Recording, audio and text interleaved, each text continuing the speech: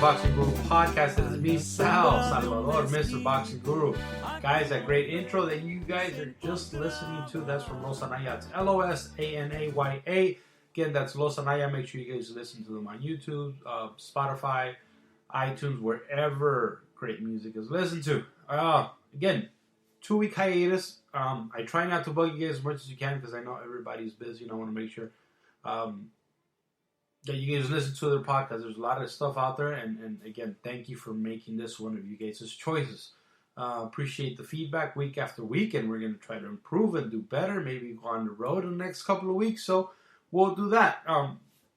Like I said, it's been 2 weeks, so let's kind of backtrack a little on what happened the last couple of fights that we missed out, including that pre-Super Bowl card from Miami, Florida, on DAZN, of course. That was with what was that, on Thursday, if I'm not mistaken? So it was a great card because you had again, yes, you did have the YouTubers. Yes, you had the equivalent of the YouTubers. You had Andre Boo Boo. Again, in a just horrible fight. But yes, you had what, four championship belts on the line. You had the Tevin Farmer belt. You had the Danny Roman belt, and those are great two. Those are the main events because I'll be honest with you. After the Jojo Diaz, I just got up and left. That was a highlight of my weekend there. But that's that. We'll get to that fight in a second. So, and as a matter of fact, let's get to it now. Jojo Diaz versus Tevin Farmer. Jojo ends up defeating Tevin Farmer and taking his belt. His belt at 130 pounds. Jojo had previously fought for a belt at a much lower weight division, one division south of this fight. And unfortunately, he came up short. And that was versus the great Gary Russell Jr. that just fought this weekend. And again, we'll talk about that a little later. But again, Jojo seemed dominant. Jojo got cut in the second round, I believe. But, man, this kid, man, and yes, I'm going to be biased over Jojo because, I've known Jojo for such a long time, and I always saw a champion in him. I always thought, yes, this is what he can do. I thought his road to a belt would be a lot easier than it's been because this is his third try already. He tried after the Gary Russell Jr. He tried fighting for a belt. He couldn't make weight.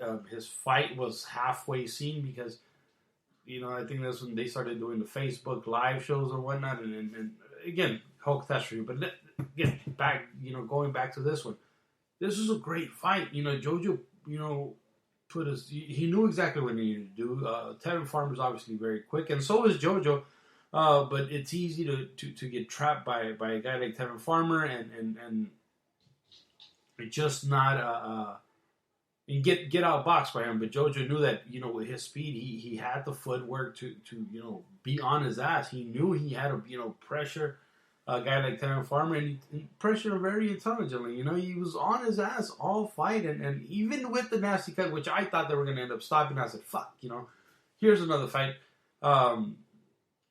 Here's another championship fight that somehow doesn't go Jojo's way, not necessarily because on Jojo's fault, because again, the weight cut was horrible on the first one. Again, he was fighting Gary Russell Jr. was a great physical specimen of his own. But I thought going in that this fight was fairly even, and I gave him a solid chance of winning the fight. I know 60% at least chance that he would beat a guy like Tevin Farmer. Again, Tevin Farmer's, it's not an unbeatable guy. He has a couple of losses on his record. Yes, they were early, but nonetheless, there were losses. But when the cut happened, I was like, oh, man, here we go again. This fucking bad luck that this kid had. But you know what? It didn't discourage the kid. He kept going forward. He kept, pressing the action, and he got his W.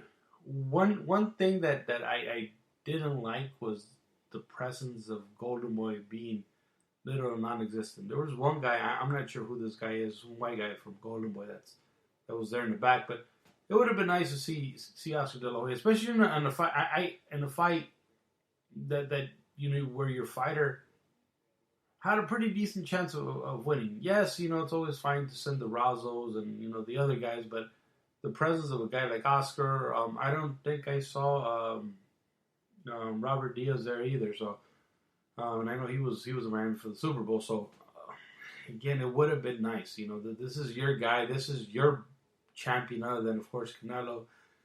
You have guys like Jaime Munguia, but I mean, this is a guy that Golden Boy built. And that's Jojo Diaz, and they built him tough. We see a lot of fighters that he fought early in his career already champions, and Jojo decisively beat him. So again, that shows testament of the tough upbringing that Jojo got, the tough match making that Jojo went through. He beat a lot of guys that are either champions or have been champions after Jojo had already beat him. So I wish nothing but the best to Jojo. I really hope that he continues to be a champ for a long time. That division is pretty tough. You got a lot of solid guys. You got guys like Berchelt. You got there's so much. There's Jamel Herring.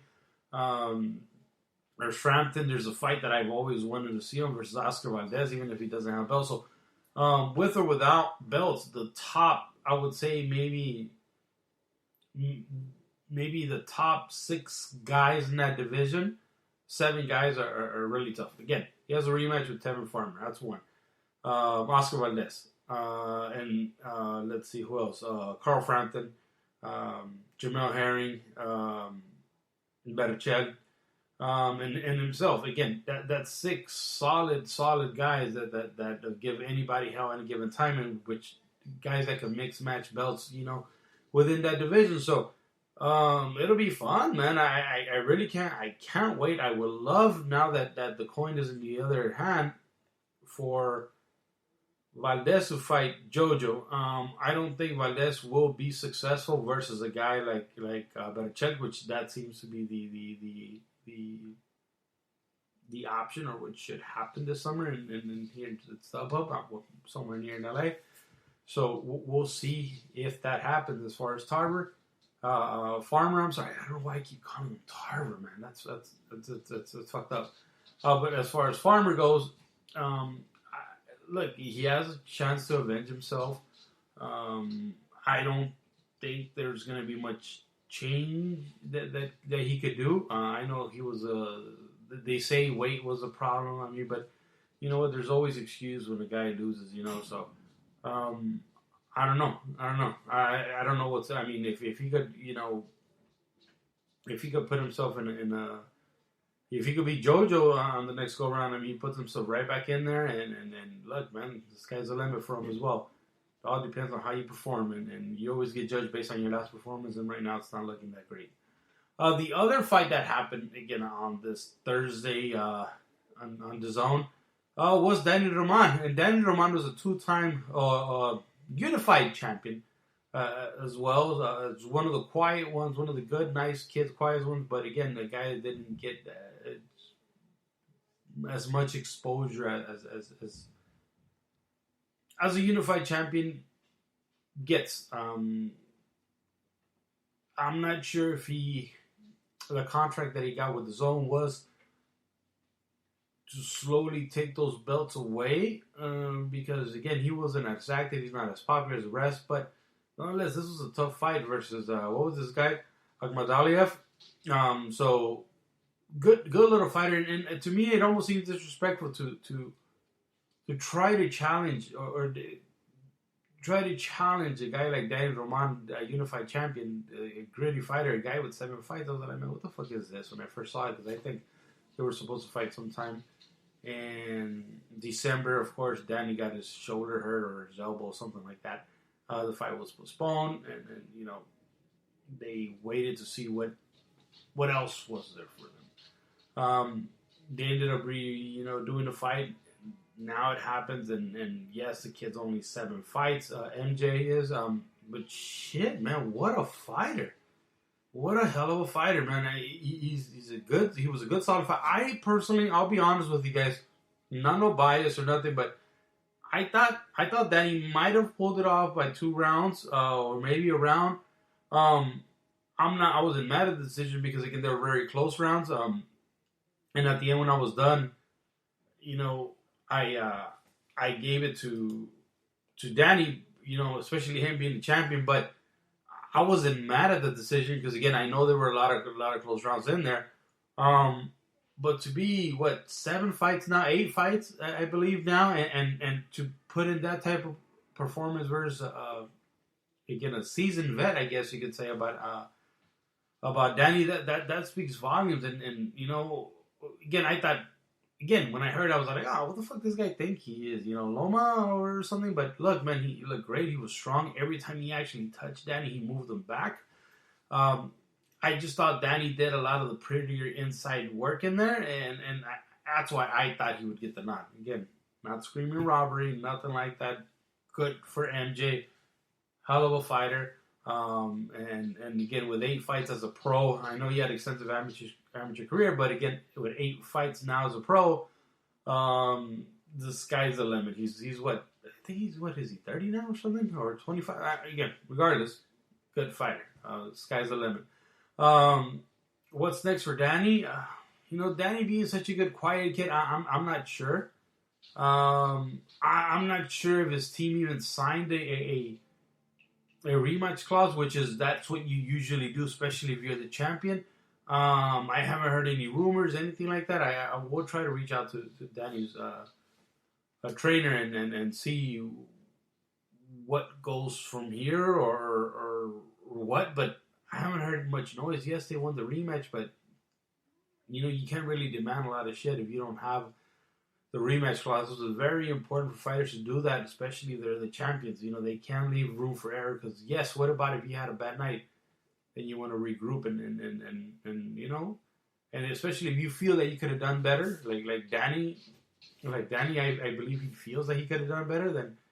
Then you should really hope he got the rematch clause because again, it's gonna be tough for somebody to proactively want to offer him um, a championship fight. Again, he's not a big seller. He's a very quiet guy, which it sucks because he's a very respectful guy, but he's not a guy that unfortunately we're clamoring to go see. And again, I'm not necessarily sure why because again he's a good guy. He's a very fun fighter, but again I guess because he's not a vocal fighter, people don't see him as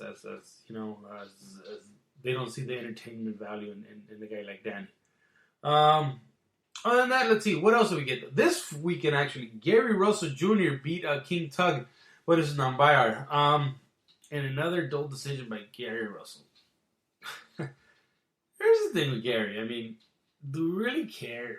Like, again, Gary Russell is one of those fighters that I'm not sure why he does that. I don't know. Because I know in the beginning of his career he had bad hands, but it almost seems like he comes out of hiatus and he decides to somehow entertain us for a year when all he's doing is entertaining his pocketbook. Because again, he might be the longest reigning champion right now, but that's because he fucking doesn't fight anybody. He ends up fighting a mandatory every once in a while, and then he goes back and calls out fighters that within his own promotional company that don't want to fight him, don't care to fight him, that he would keep that WBC belt. That's why I say, sometimes the belts don't matter. Because look, obviously he has a WBC belt, but there's no one jumping, in front of a train trying to fight him. You got guys like Leo Santa Cruz that are in the same promotional company and don't care to fight him, don't want to fight him. Not sure because they feel like they already know the outcome, but they don't care for him. Now he's calling out guys like Tank Davis, him going up in weight. Again, Leo Santa Cruz. Again, no one's gonna fight a guy like that fights for himself. He's like this new era of Bernard Hopkins. Bernard Hopkins used to fight for himself. I don't care how much people love him now, but if you remember Bernard Hopkins, he was never really an entertaining fight unless he was losing a fight. And that's just who he is. not entertaining. There's nothing much to it, and that's just that. So yeah, Gary Russell Jr. fought this weekend. Who really cares? See you again next year, Gary. Golden Boy had a card this weekend on Thursday. And it's good that they have cards, but I mean, you put a card in, again, you're a local LA promoter, but you somehow put a card in Indio, and as much as I like Golden Boy, and I think you guys, most of you guys that listen to my podcast know that, I'm a big fan of what they did and how they bring their fighters, and I know some of the folks that work there, but I don't know, man. This is getting kind of tiresome because I can't go to. I'm honest with you. I have a regular 9 to 5 like most of us do. I don't know how these media guys are always out there, but I can't leave my job on a Thursday because I want to drive 2 hours to see a bunch of 4-round fighters. As much as I would love to, I can't. What the fuck are most people that live in LA going to go do in Indio, California to watch a fight? Belasco, I get. The Avalon, I get. Most people are centrally located around the LA area. I love Indio. I think it's a great place on a Saturday night. Not on a Thursday night. It's almost, we're doing it this, I don't even know how to, and I can't even come up with words because it's not a good service that we're doing for the service of the fighters, I guess we're doing, because one, the whole Thursday night fight, it's a great platform to develop young talent, but they also, I almost feel like if Golden Boy really wanted to, there wouldn't be another promoter in Southern California. There wouldn't be no Red Boxing. We wouldn't have any Bash Boxing. We wouldn't have any fight nights and Hawaiian Gardens. We wouldn't have any of this shit because everybody knows that Southern California is a hotbed for boxing. Not only because other fighters come and train here, but there's a lot of kids that train in Southern California that are born and raised in Southern California. There's so many. I mean, I live in Long Beach, California. There's around me. There's got to be at least about 10 gyms, and they're all packed with pros in the daytime. I mean, you have gyms like, Long Beach has about 2 gyms. You go to, city next to me. I mean, they have another 3-4 gyms. You go to Southgate, Linwood, California. You go to Compton has gyms. There's so many gyms, especially in LA, that have fighters. And then that Golden could honestly, without giving contracts, because I almost feel like sometimes they give contracts to folks that really do not deserve it, just because they're somebody's friends and whatnot. And again, Golden Boy has that ability to just rule boxing, and they have the matchmaking ability, because look, they have Robert Diaz, which is, I think, in my opinion, he's one of the best at either making you or breaking you. I think whether he likes you or not, it's how your career is going to develop. So he knows exactly who's going to beat you, who has the ability to beat you, and at what time they can beat you or they can't. He has the ability to match those fights right. So he's the type of matchmaker, if he wants you to lose, you're going to lose. If you're not selling tickets, you're going to lose. So to me, a arena like Indio on a Thursday night, when you're putting, I don't know, a girl from Phoenix, and then you're putting a Colombian kid that can't crack an egg, I am not eager to go see that. I think if they're buried on the card, and I don't know, they get at a venue like Pico Rivera, the sports arena, or the where you could just fill those fucking seats, man. It can't be done, man. Especially, like I said, if you start developing all these local fighters, don't give them a contract. Just create great content for DAZN. You have that fan base. You have the internet outlet. Whether it's Ring TV, whether it's Facebook, whether it's the outlets are there for other people to view them. But it would also be nice to see a couple of heads, show up at the actual fight and enjoy themselves. I like going to the fights. I think that's where I do the most networking.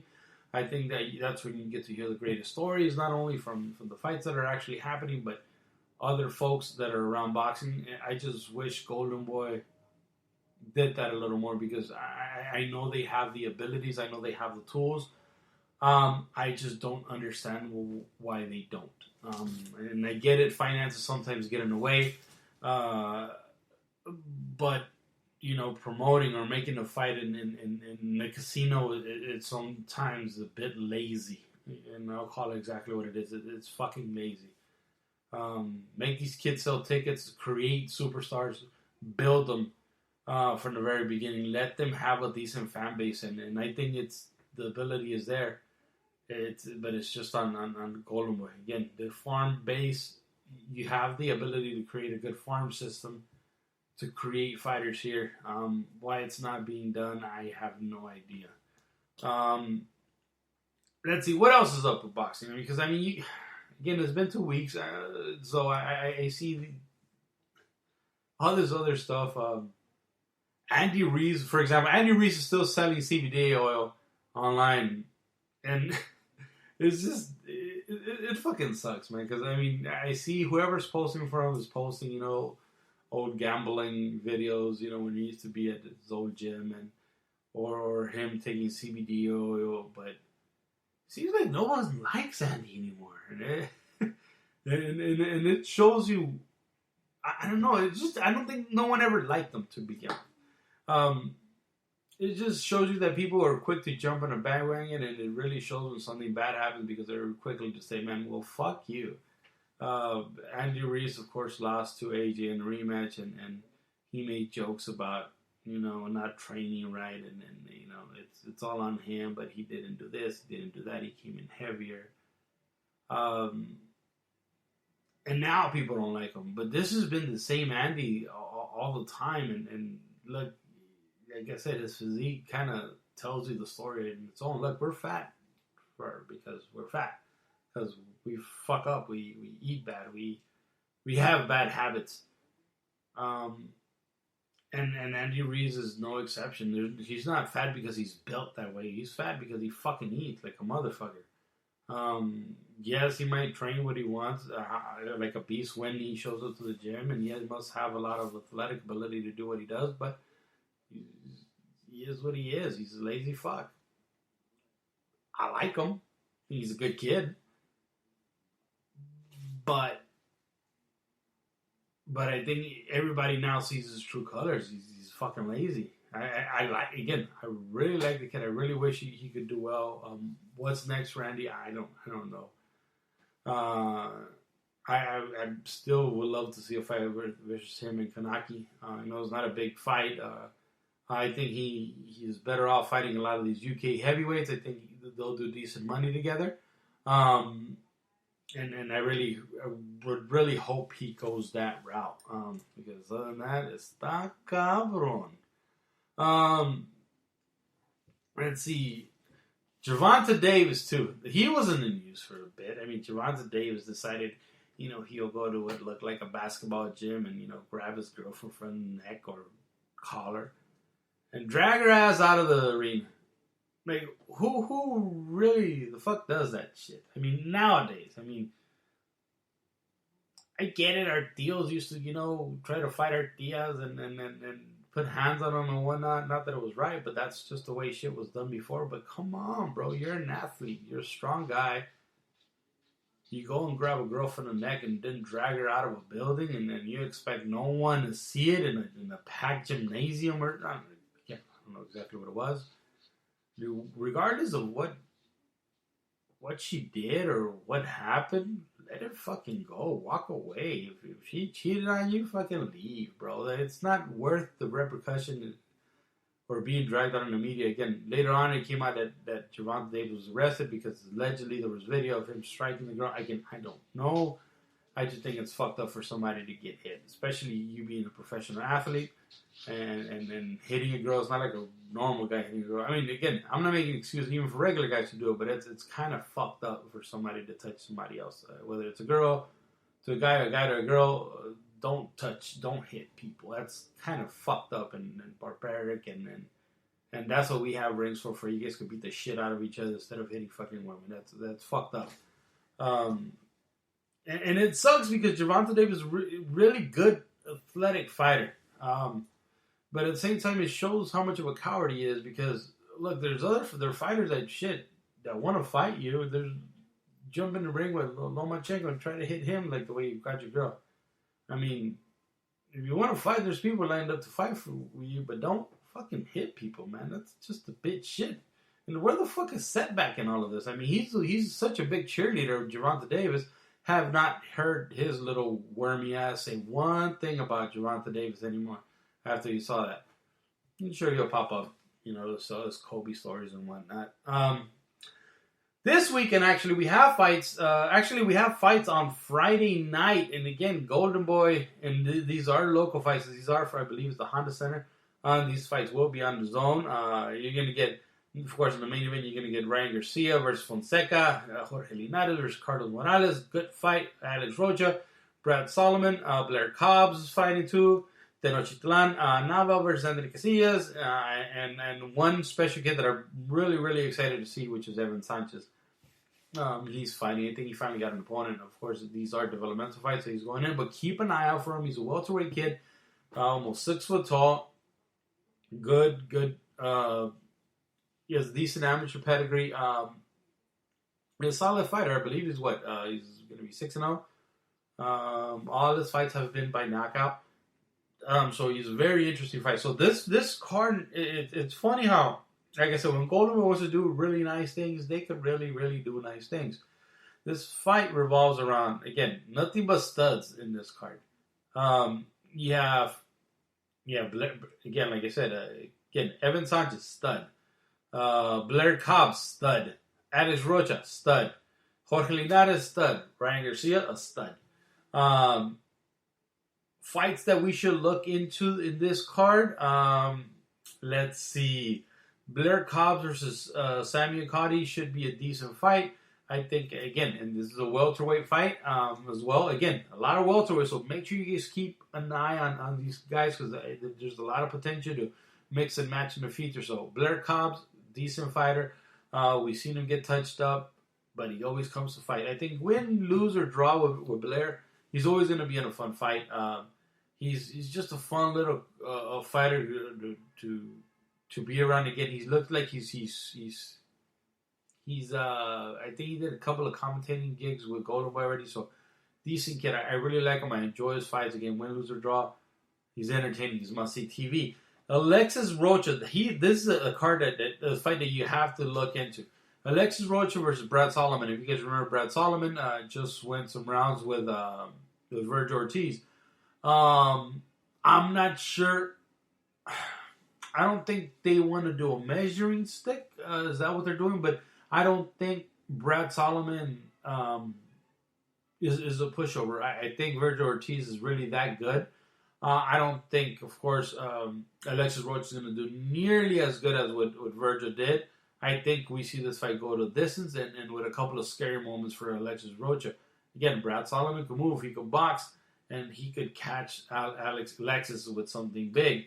I like Alexis. I think he's one of the Golden Boy's top welterweights, and eventually we'll see something good from him. Another fight that I'm really excited about is that Tenochtitlan Nava versus Anthony Casillas. Anthony Casillas, of course, he comes out of a Casillas boxing gym. Again, like I said, another boxing gym in California, in Southern California, in Southgate or Linwood, one of those. Tough fight. I'm not sure. The records are a little shaky. I believe in between both of them, there's about 3 losses. Young guys. I think, of course, Anthony Casillas is being brought up as the opponent. Nava, I believe he's with Golden Boy, if I'm not mistaken. But again, this is a do or die for Nava. I wouldn't be surprised if Anthony Casillas gets the W versus this is a 6-round fight. So again, if there's a fight in this card that's going to be fun, and again, remember this is going to be this Nava versus Casillas, really, really entertaining fight. Casillas comes in He's not the most skilled fighter, but he comes in with bad intentions and throws with bad intentions in every single punch that he throws. He's that guy. He's that guy that's either going to get knocked the fuck out or he's going to knock out. So far, he's done great. I think he has one loss. But I think this is a fight that's just, again, it's going to be extremely entertaining. Again, the Alexis Rocha, too, might see a couple of shaky moments, but we will see. Like I said, the stud of the week is going to be Evan Sanchez. Again, he's going to be a good little fighter, maybe 1 or 2 rounds, again, but we get to see him develop, and hopefully we get to see a lot more of him. Again, welterweights, you got super middleweights in this card. What else? Of course, we got, like I said, Alexis Rocha, Jorge Linares versus Carlos Morales. There's a reason why Carlos Morales got picked for this fight, and of course, that's because of his lack of power. Sorry, there kind of started a bit.